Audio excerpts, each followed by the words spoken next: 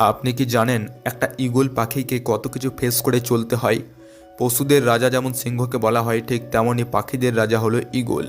সিংহকে যেমন তার মধ্যে থাকা বিশেষ কিছু বৈশিষ্ট্যের জন্য তাকে রাজা ঘোষণা করা হয়েছে, ঠিক তেমনই ঈগল পাখির মধ্যেও রয়েছে বিশেষ কিছু বৈশিষ্ট্য যা একে বাকি পাখিদের থেকে ওপরের স্থানে রাখে। আজকের এই ভিডিওটাতে আমরা জানব ঈগল পাখির মানসিকতা, সেই সমস্ত বৈশিষ্ট্য এবং এর থেকে আমরা জীবনে কী কী শিক্ষা পাই। একলা চলার ক্ষমতা।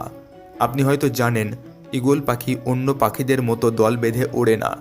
তারা একা বা নিজের প্রজাতির সঙ্গেই আকাশের উচ্চতায় উড়ে, যেখানে অন্য পাখিরা পৌঁছতে পারে না। অর্থাৎ নিজের লক্ষ্যকে উঁচু রাখো এবং সেখানে পৌঁছানোর জন্য দল ছেড়ে একা চলতে শেখো, অথবা একমাত্র তাদেরই সাথে নাও যারা তোমার মতো দৃষ্টিভঙ্গি রাখে এবং যাদের লক্ষ্য একই। লক্ষ্য স্থির রাখো।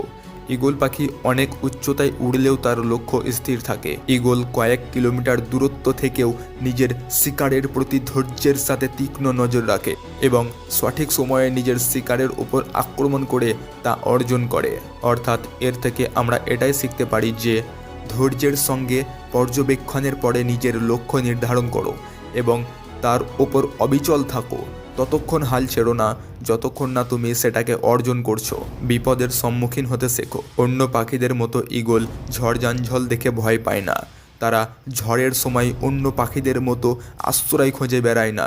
ঈগল ঝড় পছন্দ করে, কারণ ঝড়ের হাওয়ার তীব্রতাকে কাজে লাগিয়ে তারা ঝড়ের ওপরে উঠতে পারে এবং তাদের ডানাকে আরাম দিতে পারে। এর ফলে ঈগল আরও শক্তিশালী হয়। অর্থাৎ যে কোনো বিপদ দেখে পালিয়ে না গিয়ে আমাদের উচিত তার সম্মুখীন হওয়া এবং লড়াই করা।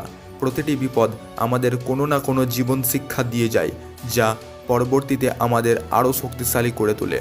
সম্পর্কের প্রতি দায়িত্ববান হও। ঈগল নিজের জন্য তার সঙ্গী খোঁজার আগে তার যোগ্যতা এবং তার প্রতিসঙ্গীর অঙ্গীকারের পরীক্ষা নেয়। অর্থাৎ জীবনে যে কোনো সম্পর্কে যাওয়ার আগে দেখে নাও যে সেই ব্যক্তির সঙ্গে তোমার দৃষ্টিভঙ্গি মেলে কিনা এবং সে তোমার জীবনের লক্ষ্যের প্রতি কতটা অঙ্গীকারবদ্ধ। নিজেকে পুনর্জীবিত করতে শেখো। জীবনের প্রায় 40 বছর অতিক্রম করার পর ঈগল পাখির শরীর জীর্ণ হয়ে পড়ে। তখন তাকে একটি গুরুত্বপূর্ণ সিদ্ধান্ত নিতে হয়। এক, নিজের এই দুর্বলতাকে স্বীকার করে নিয়ে মৃত্যুর পথ বেছে নেওয়া, অথবা 2, বেদনাদায়ক পরিস্থিতিতে থেকেও নিজেকে পুনর্জীবিত করে জীবনের আরও 30টি বছর উপভোগ করা। এই পদ্ধতিতে ঈগলকে নিজের পাখনা নিজেকে টেনে ছিঁড়ে দিতে হয় এবং নিজের ঠোঁট নিজেকে ভাঙতে হয়। এই পদ্ধতিতে প্রায় 5 থেকে 6 মাস সময় লাগে। এরপর ঈগলের শরীরে নতুন পাখনা ও ঠোঁট আসে, যা তাকে আগের মতো শক্তিশালী ও শিকার করার যোগ্য করে তোলে। অর্থাৎ ত্যাগ ছাড়া সফলতা পাওয়া সম্ভব নয়। নিজের লক্ষ্যে পৌঁছাতে আমাদের অনেক সময় কঠিন সময় অতিক্রম করতে হয়, কিন্তু যে শেষ অবধি হাল না ছেড়ে ধৈর্য নিয়ে সইতে পারবে, সাফল্য তার কাছে ধরা দেবেই।